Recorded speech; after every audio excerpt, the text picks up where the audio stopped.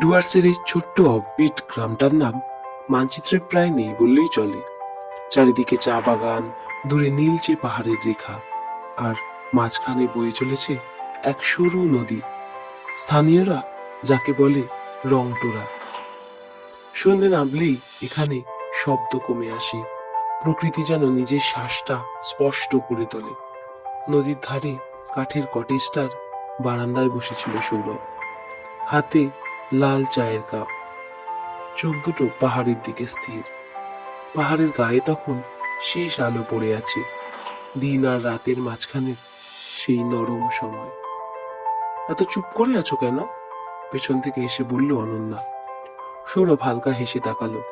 এই জায়গাটা কথা বলতে দেয় না, শুধু অনুভব করতে দেয়। অনন্যা তার পাশে এসে বসলো। শীতল হাওয়ায় শালটা গায়ে টেনে নিল। শহরের কোলাহল, অফিসের ইমেল, ট্রাফিকের শব্দ, সব যেন বহু দূরের কোনো জীবনের অংশ হয়ে গেছে। এখানে শুধু পাহাড়, নদী আর দুজন মানুষ। মনে আছে? অনন্যা বলল, আমরা ঠিক করেছিলাম বিয়ের 5 বছর পরে কোথাও একা যাব। কোনো ভিড় নয়, কোনো প্ল্যান নয়। আর সেই 5 বছর কেটে গেছে কখন টেরই পাইনি, সৌরভ বলল।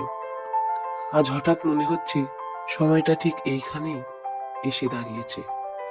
নদীর জল পাথরের গায়ে লেগে মৃদু শব্দ তুলছিল। সেই শব্দের ভেতর অনন্যা সৌরভের হাত ধরল। অনেক দিন পর এমন করে, কোনো তাড়া ছাড়া, কোনো ভাবনা ছাড়া। জীবনটা আমাদের একটু বদলে দিয়েছে, অনন্যা ধীরে বলল। আমরা আর আগের মতো নেই। সৌরভ তার দিকে তাকালো। পাহাড়ি বাতাসে অনন্যার চোখ দুটো আরো গভীর লাগছিল। হ্যাঁ, সে বলল, কিন্তু আমরা আলাদা হইনি। বদলানো মানেই তো হারিয়ে যাওয়া নয়। দূরে চা বাগানের ভেতর দিয়ে একজন পাহাড়ি মহিলা হেঁটে যাচ্ছিল, মাথায় ঝুড়ি। তার পেছনে সূর্য ডুবে যাওয়ার শেষ আলো। অনন্যা সেই দৃশ্যের দিকে তাকিয়ে বলল, এই শান্তিটা যদি সঙ্গে করে নিয়ে যেতে পারতাম। সৌরভ তার কপালে ঠোঁট ছুঁয়ে দিল। নিয়ে যাব, এই স্মৃতিটাই তো আমাদের জায়গা। শহরের ভিড়ের মাঝেও এটা থাকবে। রাত নামলো ধীরে, আকাশে তারা ফুটতে শুরু করলো, অসংখ্য, নির্লজ্জভাবে উজ্জ্বল। অনন্যা সৌরভের কাঁধে মাথা রাখল।